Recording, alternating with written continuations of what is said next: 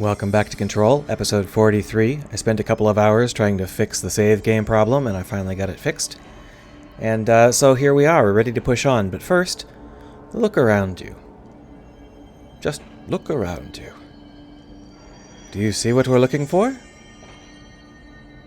We're in Ahti's domain right now, and Ahti is happy to imitate the scientific paraphernalia of the rest of the facility, but he's not too big on bothering to actually get it right. He's not a scientist. So, we have these imitation science pieces with washpans and brooms and bleach bottles. I think it's a really, really fun piece of design, and I just love it. I think it's fantastic. And to be honest, this is the part of the game that I really like all around. There are some parts, here and there, but for the most part, I really love it. We're headed out into Black Rock proper. This is where I was trying to show you back when I was like, oh, I can't get there, I can't see. I'm covered in blood. I was just going to show you this. So we got some camping gear from people who are camping out here. We're pretty sure it's not Ahti because it's actual science kit. But of course, because we can theoretically get here before we're ready to ask Ahti about his vacation, it's all pretty casual. It's all realistic. It's not fun Ahti stuff. And now we have to figure out where Ahti is. And to be honest, I don't remember. I think he's probably down there. The only reason I think it is because there's light there, and there's also carts going in there, which I think makes sense. But he could also be up, because it's very easy for us to go up as well. Ah, there is an invisible wall. Beautiful. Well, oh, that's where it is. Go. There we are. With the giant glowing light. We could, however, take a look at what's back down here if we would like. Now look at all these bad guys way, way down there.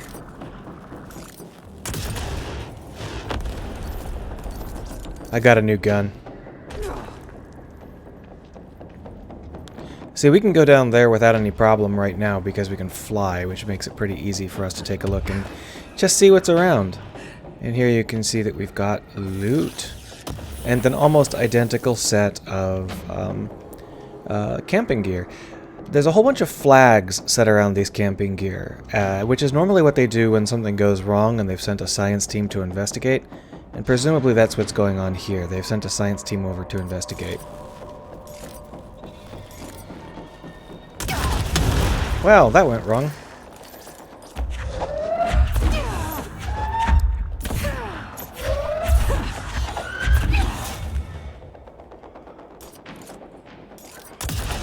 Come on.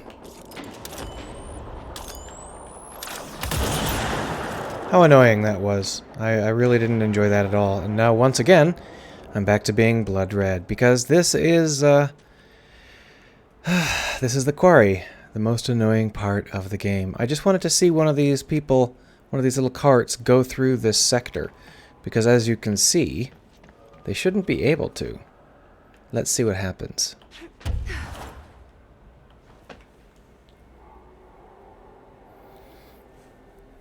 Another question is, who's still mining Black Rock? It can't be us. So I'm covered in blood, can't see very clearly, but I can see that what happens is they go through the two little side areas. It's actually quite straightforward. Not as complicated as I made it out to be. I had misread it visually. That's fine. Misreading something visually is easy to do when you are once again covered in blood. I got a new gun, and it didn't do what I thought it did. It instead killed me. I was biting off more than I could chew. So here you can see that we have an elevator down to a restricted area. This is the first time we've seen just a sign for a restricted area. It's always been something with an actual name. This simple restricted area sign is a wonderfully nice little touch. You're like, what is going on here? It's not what you might expect to find. Do we just jump down? Do we press a button? Ah! Ah! This is Bill and Ted. Ah! All right, so we are down here in the restricted area. Now, I don't think we could have come here before. I sure never did, that's for sure. And this is a wonderfully dark atrium. This is something we don't see very often. But I wanted to point out the lighting situation here, because it's another case of directional lighting, or directed lighting, rather. So, obviously, the light on the elevator is important, because we might want to eventually take it back up. But when you're looking out this way, you notice that you can clearly see the cable cart control lights. That is a really wonderful touch. The rest of the room feels like it's completely dark and in shadow, right? But as you enter the room, you'll find that there are several other fairly significant light sources. But they're not the ones we see when we're on approach. So they're making absolutely sure we know that the cable cart control is there, and we're not going to accidentally miss it. We might not go there first because it might feel like it's, you know, too much where we're supposed to go, but we definitely will know it exists and won't forget about it.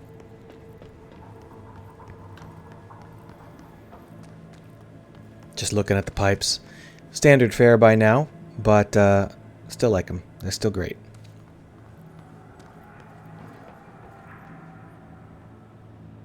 I love these vertical pipes too. I just love pipes. And this game has lots of them. So here we've got the cable cart control. It's got the cable cart operator. Sure, he's a nice guy, or was a nice guy. We killed him. There doesn't seem to be anything interactive in this room, but there is a stairway and like a thing where we can go out and look over this vast empty stretch. We could even jump off if we were feeling suicidal. But do you see that? You see something cutting across all of those vertical bars? Like a cable cart wire? Well, looks like we might have to figure out how to call a cable cart up here. This is a wonderful design. It's understated, straightforward, simple, and elegant. I really enjoy how much of this level is just, oh yeah, that's obviously what you're supposed to do, design, rather than P6, P7, the reactor will explode if you explode it. This is much more my preferred style, where you can really see what's going on because the level is designed to let you. I just find it much more interesting and fun to play. But that said, we do still have to figure out how to call the cable car over. And I don't remember.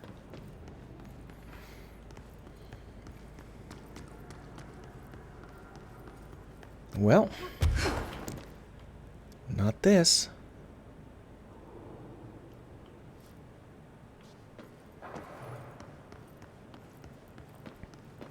In fact, I so don't remember that we might not... I mean, presumably we do have to call it over. I think it's a little bit far to float. Yeah, it's too far to go there. I must have just missed a button.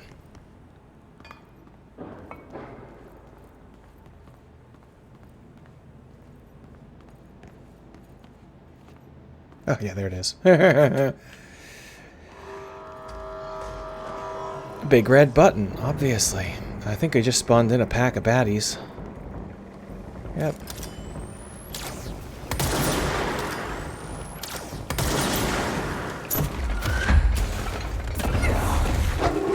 Welcome to the party. We got fun and games. Oh, more baddies. This is just another variant on the waiting for elevator puzzles, where, you know, you're waiting for an elevator, so bad guys attack you. Except that in this case, we're waiting for a cable car. So cable cars attack us. I don't know what that doesn't sound right. Whoa! Hello. That was a little bit aggressive. Come on. Thank you. Only 3 misfires in that particular volley. You died? Really? Okay.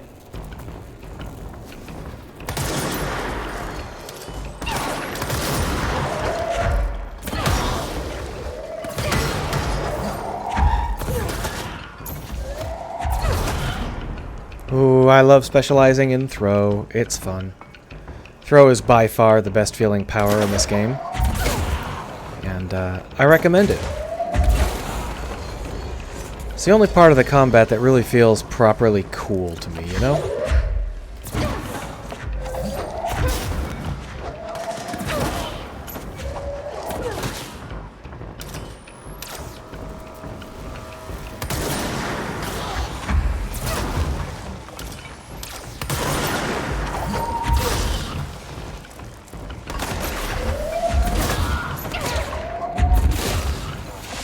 Whoa! Didn't see you there.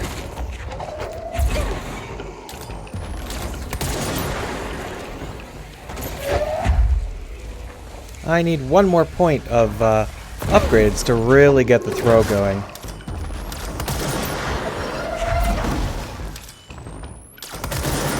Oh, come on. Thank you.